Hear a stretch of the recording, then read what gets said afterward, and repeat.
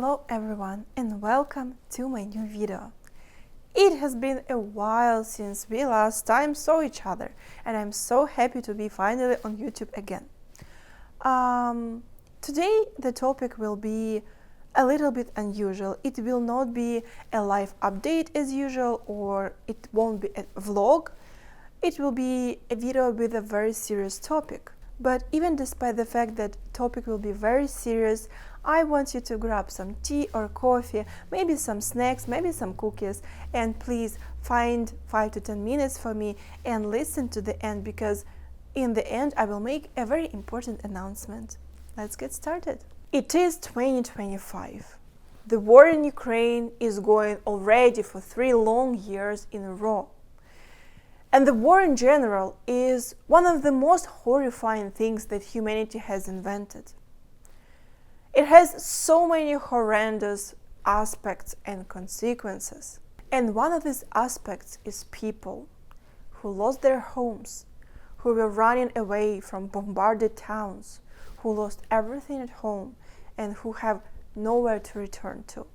Displaced people. Today I want to talk with you about people like myself, people who lost their homes, people who started life from scratch in a new country, and people who have nowhere to return to. During all these 3 years, there were around 300,000 of Ukrainians who came to Canada via a program which is called 𝐔𝐤𝐿. After arrival to Canada, we received a document that is called work permit, and this document allows us to work on the territory of Canada, live on the territory of Canada, pay taxes here, but it is a temporary permission. We are temporary residents of Canada. Work permit is a document that is valid for 3 years, and you can prolong it.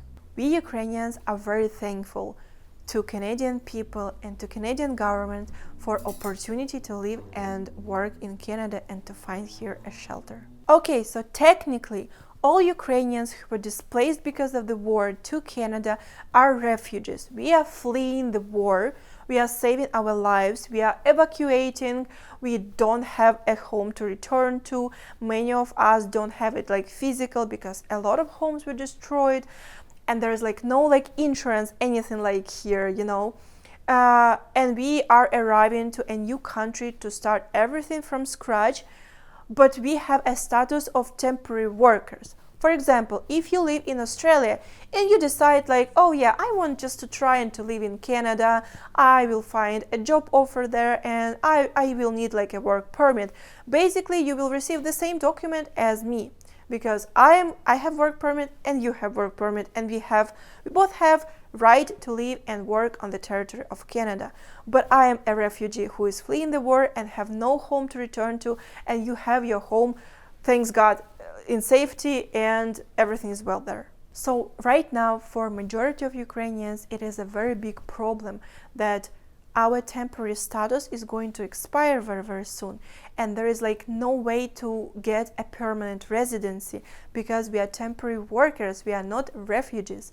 And it is very unfair because all these 3 years, Ukrainians were working hard. We were contributing to economy. We were contributing to society. Many people came here with families, with small children, and small children already like speak only English because they are forgetting Ukrainian or they forgetting Russian. And then like families start to spread roots here because they lost home in Ukraine and they found a new home here in Canada. And at any time, Canada may ask Ukrainians to leave because we don't have clear way to an immigration process, to a full immigration legal process of temporary residency, permanent residency, and citizenship. All the programs, all the immigration programs that are currently existing in Canadian immigration system are not suitable for Ukrainians because unfortunately Ukrainians were displaced forcefully, by force. Majority of Ukrainians didn't plan to immigrate. That is why they don't know French. Many Ukrainians didn't know English. They had to learn it like over these 3 years. But to pass a certain threshold for permanent residency, here you have to have an English of a university professor, and it's just impossible to do it for during these 3 years. You know what I mean? Moreover, a lot of immigration programs require specific jobs, specific skills, and specific occupation to be eligible for immigration. And it also doesn't fit Ukrainians because, unfortunately, a lot of us were forcefully displaced because of the war, and we were not prepared. We were evacuating. It's very different from the situation when someone wants to immigrate and is preparing for many years, developing some skills, learning to certain skills for certain occupation to be eligible for certain immigration programs in Canada. So altogether, this creates a very, very big problem for all Ukrainians who came here, and Canada became their new home. Also, one of the biggest problems is this uncertainty that you don't know what will be tomorrow. People who watch me for a really long time, they know that I am telling this for 3 years in a row already, that this uncertainty is literally killing me. I started to have a lot of mental issues. I was diagnosed with a few things recently. I was trying to fight it. I'm in battle with those mental issues, but this uncertainty is killing a lot of people because they don't know what will be tomorrow, because they just started everything from scratch, and they again probably will be forced to leave everything that they have built here, and together with their families and with their children, they will again have to find a new home one more time. And now, when you understand the problem, I have an announcement for you.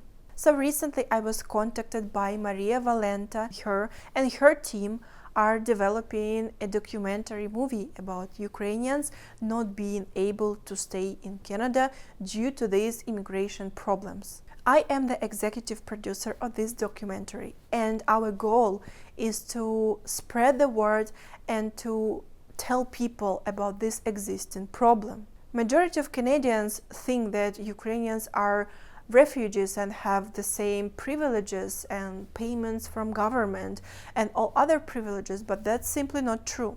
For example, when war in Syria started and refugees arrived to Canada, they all received a permanent residency just after arrival to the airport. Ukrainians have a very different situation, and our path to permanent residency is very, very difficult. And the only thing that we want is to bring attention to this problem, and we want to seek a solution. In the description under this video, you can find a link to this documentary. You can watch trailer, please watch trailer. Also, you can financially support the documentary movie if you want. This project needs additional post-production funding because this is a grassroots project created by regular people like me. If you support this project through this link, you can receive different perks. You can get an early access to our private screening. You can get a t-shirt. You can get a thank you credits. And you even can be an associate producer. Even simple acknowledging of this problem, understanding of this problem, is a very big step towards finding a solution to it. And I just wanted to add that having a home, having a place to return to is a very big happiness. Okay guys, thank you so much for watching me. Thank you so much for listening to me. I hope you will take some time and will check the link in the description and will watch the trailer. I am very thankful for listening to this problem, and I will be very grateful if you will share this problem with your friends. That would be really, really awesome. And I will see you in the next video.